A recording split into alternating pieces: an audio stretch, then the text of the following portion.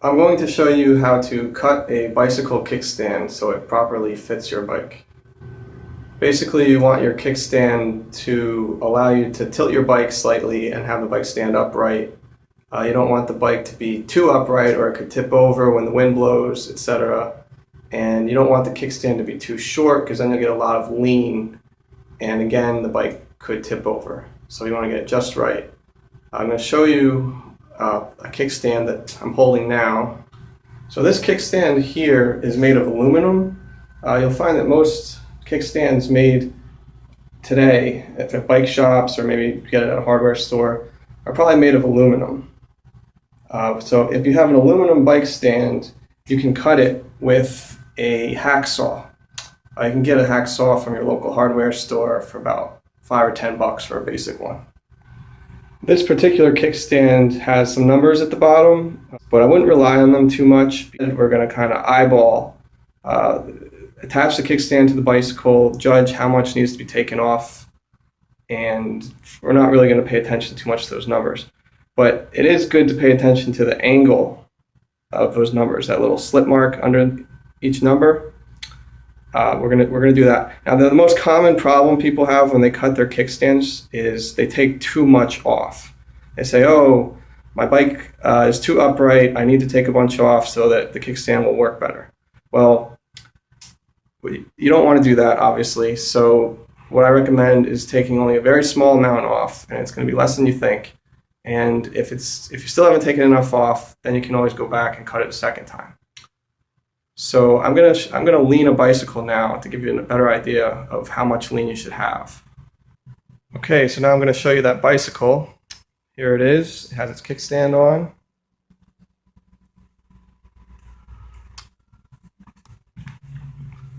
So looking from the back, you can kind of see how much it's leaning.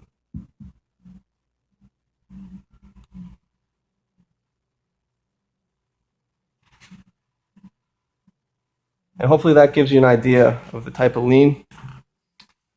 I'm going to show you if it was completely upright, this is what the bike would look like. This is how far the kickstand would be off the ground.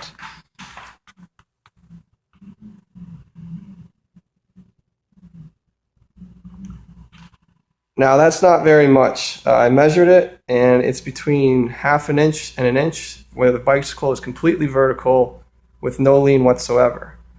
So really, if you have a completely, if the kickstand is touching the ground and the bike's completely upright, you only need to take off about 1/2 inch, maybe 3/4 inch, which isn't very much at all.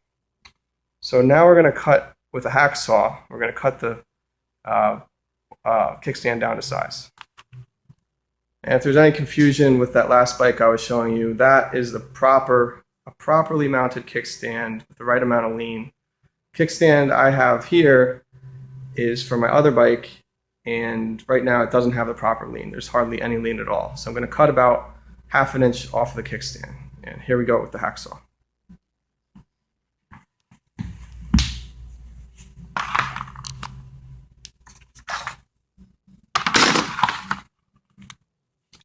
Okay, so here I am with a ruler, 1/2 inch off. And with the hacksaw, I'm going to line up with the angle of that mark. And I'm on top of cardboard so I don't ruin the floor. And I'm just going to kind of saw back and forth on that mark.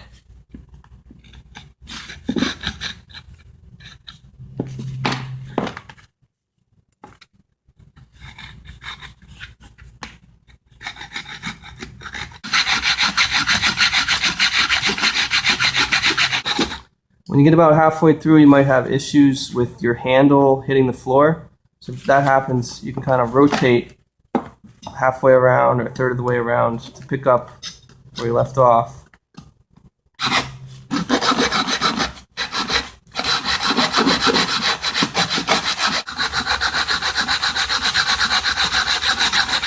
To make things easier, I decided to get something to prop the kickstand up on. This is just from some electrical tape I had left over. So I'm using that to raise the kickstand up in the air off the ground. And just got to be careful to hold it steady.